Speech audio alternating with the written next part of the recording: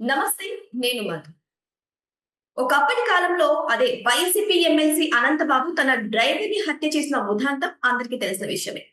అయితే ఇప్పటికి కూడా ఆ ఇష్యూ కోర్టులో నడుస్తుంది. రీసెంట్‌గా తన భార్య కూడా ఏటు ముద్దాయిగా ముద్రించడం అయితే జరిగింది. మళ్ళీ ఇప్పుడు అనంతబాబు బెయిల్ కోసం కోర్టుకి అంటే సుప్రీం కోర్ట్ వరకు వెళ్ళడం జరిగింది. సుప్రీం కోర్టులో మరి ఏం జరిగింది? నిజంగా అనంతబాబుకి బెయిల్ వచ్చిందా? లేకపోతే సుప్రీం కోర్టులో చుక్కెదురైందా? ఈరోజు మనం తెలుసుకుందాం. ప్రస్తుతం మనతో పాటు ఉన్నారు టీడీపీ నేత రమేష్ గారు. వారిని అడిగి మరిన్ని విషయాలను తెలుసుకుందాం.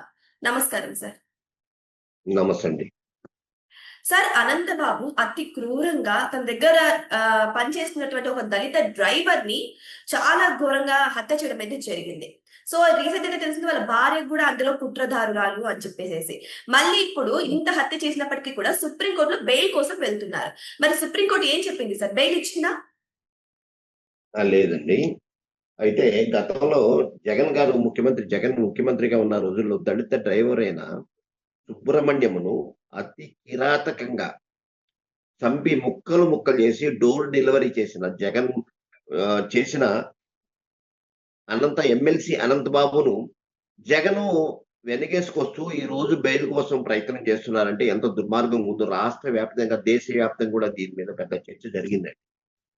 జగన్మోహన్ రెడ్డి గారు ముఖ్యమంత్రిగా చేసిన కాలంలో దళితుల మీద దాడులు విపరీతంగా జరిగాయి. ఎస్సీ, బీసీ, ఎస్టీ మైనారిటీల మీద విపరీతమైన దాడులు జరిగాయండి.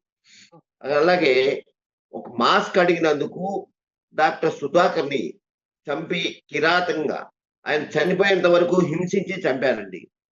హ్మ్. అలాగే అనంతబాబు ఈరోజు బెయిల్ కోసం ప్రయత్నం చేయించడం, అనంతబాబుకి అండగా జగన్మోహన్ రెడ్డి ఉండడం అనేది దుర్మార్గంగా ఉందండి. చాలా దుర్మార్గం అండి.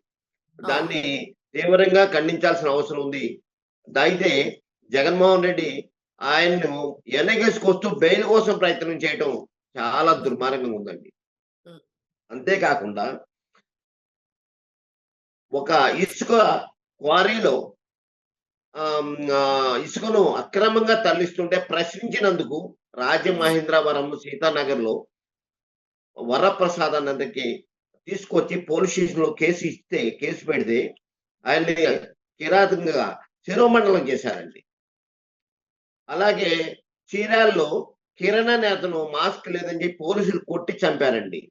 నాగమ్మ అనే ఒక దళిత మహిళను ట్రాక్టర్‌తో తొక్కించి చంపారండి.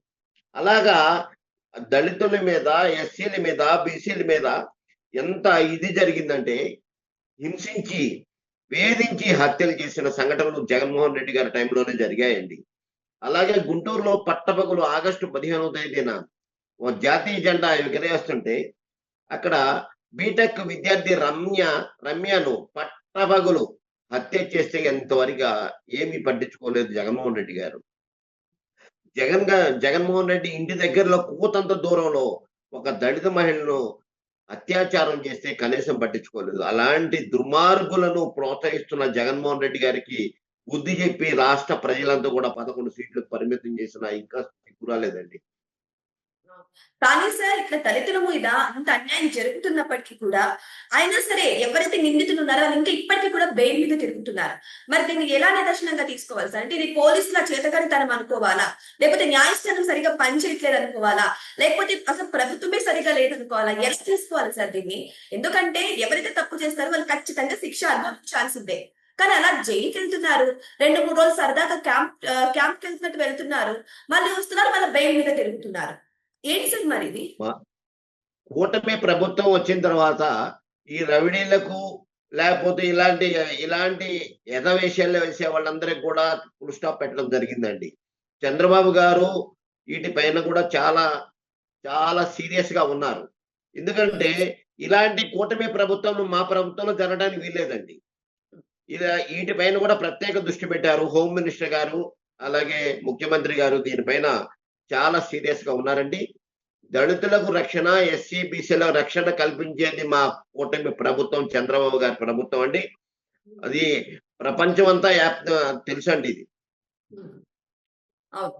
కానీ సార్ మనం చూసుకుంటే ఇక్కడ మొన్న రీసెంట్‌గా చూసుకుంటే ఒక వైసీపీకి సంబంధించినటువంటి ప్రతి ఒక్కరు కూడా బెయిల్ మీద బయటకొస్తున్నారు. ఇప్పుడు అనంతబాబు విషయానికి కూడా చూద్దాం సార్. మొన్న అతి దారుణంగా చంద్రబాబు నాయుడు గారి అమ్మ గురించి కూడా తిట్టారు. ఆయన బెయిల్ మీద బయటకు వస్తున్నారు. సో అందరూ కూడా బెయిల్ మీద బయటకు వస్తున్నారు, దర్జాగా తిరుగుతున్నారు. అనంతబాబు విషయంలో కూడా మధ్యంతర బెయిల్ మీద బయటకు ఉన్నారు ఆయన. మళ్ళీ ఇప్పుడు బెయిల్ వరకు వెళ్తే సుప్రీంకోర్టు చివాట్లు పెట్టినట్టు తెలుస్తోంది. ఎవరైతే ప్రధాన న్యాయమూర్తి ఉన్నారో సూర్యకాంత్ గారు, ఆయన మొత్తానికి బహిరంగంగా కోర్టు సమక్షంలోనే చెప్పారు, పోలీసులు ఈయనకి హెల్ప్ చేస్తున్నారు, దాని ద్వారానే ఈయన బెయిల్ మీద తిరుగుతున్నారు అని చెప్పేసి చెప్తున్నారు. మరి నిజమేనా సార్, పోలీసులు వీళ్ళకి హెల్ప్ చేస్తున్నారంటారా? అలా కాదండి. ఇవి కోర్టులో ఉన్న పరిధిలో ఉన్నాయి కనుక ఇవన్నీ కూడా జ్యుడిషియల్‌లో వీళ్ళు కూడా ఏం మనం మాట్లాడటానికి వీల్లేదండి. ఇది న్యాయమూర్తులు చక్కగానే పనిచేస్తున్నారు. న్యాయమూర్తులను కూడా వేధించిన జగన్మోహన్ రెడ్డి గారికి ఆయనకి ఏదో వత్తాసు పలుకుతారని లేదు. న్యాయ వ్యవస్థ ఎలా చేస్తుంది జ్యుడిషియల్ మీద మనం మాట్లాడటం అనేది అది కోర్టులో ఉంది కనుక అది మాట్లాడటం అనేది మంచిది కాదండి. ఈరోజు మా ప్రభుత్వము, కూటమి ప్రభుత్వము ఇలాంటి ఎదవేషయాలు చేసే వాళ్ళందరూ కూడా ఫుల్ స్టాప్ పెట్టడం జరిగింది. దీని మీద సీరియస్‌గా చంద్రబాబు గారు ఎవరు తప్పు చేసినా సరే, మా మా ప్రభుత్వం, కూటమి ప్రభుత్వం అధికారంలోకి వచ్చిన తర్వాత భారతి గారిని ఏదో అన్నందుకు కిరణ్ అనే మా తెలుగుదేశం పార్టీ కార్యకర్తను చంద్రబాబు గారు అతన్ని అరెస్ట్ చేయించాం మేము. ఉమ్. అలాగే మేము ఎవరు తప్పు చేసినా గాని, మా వాళ్ళు తప్పు చేసినా గాని మేము చంద్రబాబు గారు ఒప్పుకోరండి. మేము అంతా కూడా కట్టుబడి ఉన్నాం. తెలుగుదేశం పార్టీ అంతా కూడా మా కార్యకర్తలంతా కూడా చాలా సిస్టమాటిక్‌గా ఉన్నారు. ఇలాంటి తప్పులు మేము చేయమండి. కానీ మేము జగన్మోహన్ రెడ్డి గారిలాగా తప్పు చేసిన వాడిని వెనకేసుకొచ్చి అనంతబాబు లాంటి వాడినో, లేకపోతే ఇంకొకడినో వెనకేసుకొచ్చి బెయిల్ కోసం తిరగడం, లేకపోతే వాళ్ళకేదో అండదండలుగా ఉండడం అనేది మా ప్రభుత్వం కాదండి. మా చంద్రబాబు గారు సిస్టమాటిక్‌గా చేస్తారు. మేము కట్టుబడి పనిచేస్తామండి. కానీ ఇప్పటికి కూడా ఆయనని వైసీపీ ఎమ్మెల్సీ అంటున్నారు. మరి పదవి నుంచి ఇంకా ఎందుకు దించలేకపోతున్నారు? అది అది వాళ్ళకి టైం ఉంది కనుకన అంతవరకి వాళ్ళు ఎమ్మెల్సీలుగా ఉంటారండి. అది అయిపోయిందండి. అయిపోవచ్చింది అది కూడా.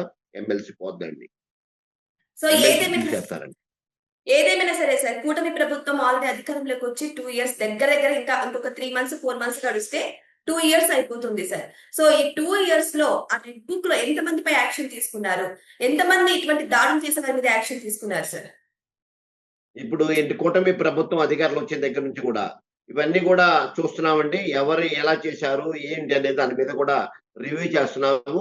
హోమ్ మినిస్టర్ గారు, అలాగే రాష్ట్ర ముఖ్యమంత్రి గారు ఇవన్నీ కూడా రివ్యూ చేస్తున్నారండి. ఎవరు ఎలా ఉన్నారు, ఎవరు ఎలా తప్పులు చేశారో అవన్నీ కూడా చూసి స్టెప్ బై స్టెప్‌గా పరిశీలించడం జరుగుతుంది. ఏదేమైనా కానీ ఇప్పుడు అనంతబాబు విషయం మాత్రం సుప్రీంకోర్టులో ఉన్నట్టు తెలుస్తుంది. ఆల్రెడీ మధ్యంతర బెయిల్ మీద ఉన్నటువంటి అనంతబాబు మళ్ళీ ఇప్పుడు బెయిల్ కోసం అని సుప్రీంకోర్టును ఆశ్రయించడం జరిగింది. మరి సుప్రీంకోర్టు అయితే చివాకు పెట్టడం జరిగింది. మరి ఇప్పటికైనా సరే కనీసం ఎవరైతే నిందితులు ఉన్నారో వాళ్ళకి శిక్ష పడుతుందా, లేకపోతే నిందితులకు బెయిల్ దొరుకుతుందా, మరి న్యాయస్థానం ఎలా సపోర్ట్ చేస్తుంది? రానున్న రోజుల్లో వెయిట్ చేసి చూద్దాం. Thank you so much. Thank you.